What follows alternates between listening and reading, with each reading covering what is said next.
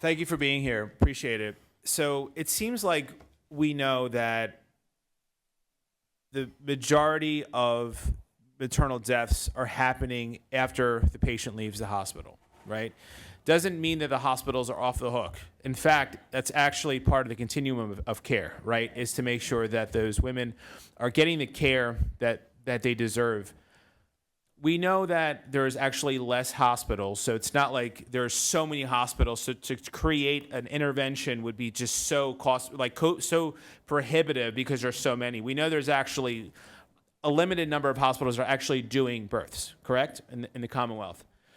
And we know that interventions like visiting nurse programs, visiting doula programs, where the patients are followed after discharge, can prevent these deaths from happening. Right? It seems like it's clear that we know that there's interventions. Ms. Ariel, you mentioned that a program, I think you said it was a 63% reduction in deaths because of that intervention. So if we know what's working, if we know that we're onto something by actually continuing the continuity of care, what can we do to make sure that every hospital has that program? And what are the barriers to doing that? Is it insurance barriers? Is it just sort of you need a team of folks to help lead it and actually put pressure to make sure it happens? I mean, honestly, I'm not trying to as a gotcha. Like, what can we actually do? What are the actual barriers? Is it an insurance barrier?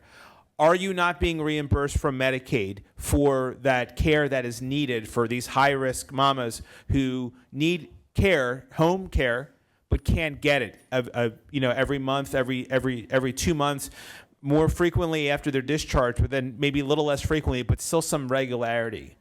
Is it an insurance issue?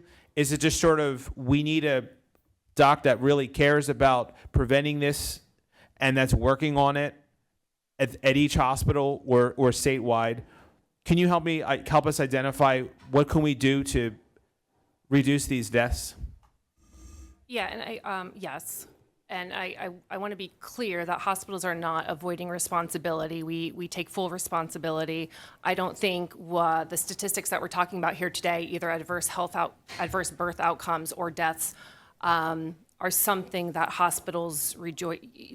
Nobody wants this outcome for their patients. No doctor goes into medicine, this, wanting that kind of adverse outcome for their patients. So I do want to be clear that hospitals are accountable. They're taking accountability, are responsible, and want to see these numbers and percentages and statistics lowered. Our testimony includes a number of examples of steps that hospitals are taking. I think it's a combination of all of what you talk about. Is it Medicaid rates? Yes. Is it insurance coverage? Yes. I think there's unique health disparities, as you know, region by region throughout the Commonwealth. I think hospitals need to understand what works for the communities that they're in. They constantly need to be evolving to meet the patient's needs. There's a health education curve. There's a nutritional curve. There's all sorts of variables that when patients walk outside of the hospitals, and we agree with you, that's why my testimony talked about before pregnancy, before delivery, postpartum, we are in it for the continuum of care. But there are all sorts of variables that are difficult to identify and control as part of that patient experience. And hospitals are committed and are doing their best to address these in real time and having this conversation with you and understanding the evolving needs of the hospitals and the patients that they serve. Okay, so what can we do? What are the barriers that we have to address? Is it to make sure that, because I would like to see, and I know we're pressed for time, I'll just end with this. We want every hospital to have that program. Like, we want that to be the standard. The standard, and we need to make sure that they are able to get what they need to implement that. Sure. And how do we get there? We would love to have this conversation with you. I don't know that there's a one-size-fits-all approach to what works to get the outcomes that we're all desiring. I think it's unique, hospital by hospital, community by community, rural, urban, suburban. I think different programs need to be in place, and I think that's what you're hearing in our testimony that's outlined for you, the piloting and the implementation of a lot of these programs across the state. So we are happy to have that conversation, continue it, talk about what's really happening on the ground, the barriers, the challenges. We may not be the right people for that, but we will connect you to the right people, and we can have your local hospitals in to make sure that you all get the answers that you are looking for and deserve, and making sure that you understand that hospitals are wanting to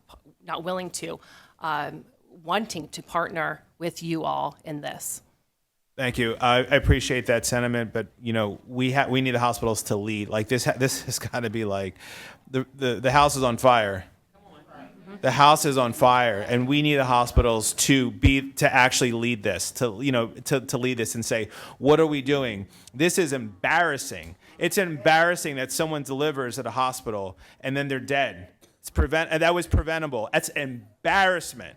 I would be embarrassed. So this has to be something that the hospitals are leading and are leading the charge. I want to see the hospitals leading the charge, and we will. I'll work. I will work. I will commit to working to help. But we want to see the hospitals leading the charge and really acting like this is a problem. A serious problem. Thank you.